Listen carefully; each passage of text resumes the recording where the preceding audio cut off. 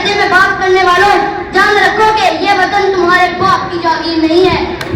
نقشہ کھینچ کے رکھوں الفاظ میں، مگر تیرے تغیر سے فضول ہے بون ہمارا۔ السلام علیکم۔ آج کا میرا موضوع ہے قائد کا پاکستان۔ تیری دانش، تیری حکمت، تیری ہمت، تیرا ایمان، نجات اہل ہندوستان، حیات اہل پاکستان۔ جناب صدر، ہندوستانی سرزمین کا وہ ٹکڑا سے 60 لاکھ مسلمانوں نے اپنے خون سے غسل دے کر پاک کیا اور اس خطے کا نام پاکستان رکھا، اور یوں 14 اگست 1947 کو پورا عرب کر پاکستان نمودار ہوا۔ منزل مقصود تک پہنچا گیا ہمیں، منزل مقصود تک پہنچا گیا ہمیں، امیر قافلہ تھا محمد علی جناح، اور یوں کل کا محمد علی جناح آج کا قائد اعظم بن گیا۔ جناب صدر، اس بابائے قوم نے درد کو دوا، دل کو رضا، سر کو صبا اور ظلمت کو ضیاء کا پہلن عطا کیا۔ میرے قائد نے تصور کو تصویر، خواب کو تعبیر، تدبیر کو تقدیر اور بندگانی اسیر کو عالمگیر بنا دیا۔ ایسا تھا میرے قائد کا پاکستان۔ پنجاب کے، بنگال کے جوان چل پڑے، سندھی بلوچی سرحدی پٹھان چل پڑے، گھر بار چھوڑ کے سر و سامان چل پڑے، ساتھ اپنے مہاجر لیے قرآن چل پڑے، اور قائد ملت بھی چلے ہونے کو قربان، اور قائد ملت بھی چلے ہونے کو قربان، کیونکہ یہ تھا قائد اعظم کا پاکستان، میرے قائد کا پاکستان۔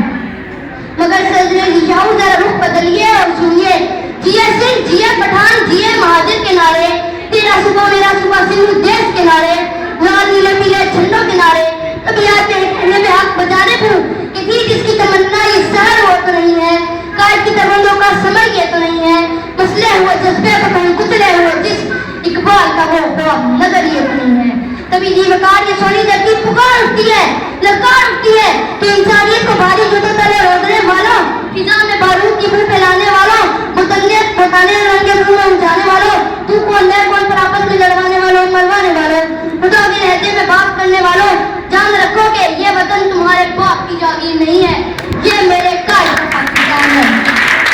جناب صدر، ہم ایٹمی قوت، چھٹی بڑی فوج کے پاس اور دونوں کی اعلیٰ پیداوار ہیں۔ ہم نے عبدالسلام، عبدالقدیر اور فقرین جیسے دماغوں کو جنم دیا۔ آخر میں صرف اتنا کہنا چاہتا ہوں، یہ نفرت بری ہے نہ پالو اسے، یہ نفرت بری ہے نہ پالو اسے، دلوں کی خرچ ہے نکالو اسے، نہ سندھی بلوچی سرحدی پٹھان، یہ وطن سب کا ہے بچا لو اسے۔ شکریہ۔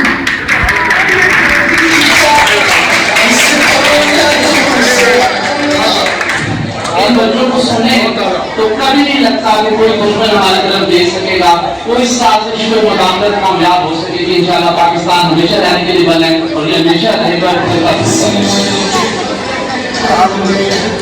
میری نظر کے لیے میں دعوت دوں گا، اب فارغ ہے مناظر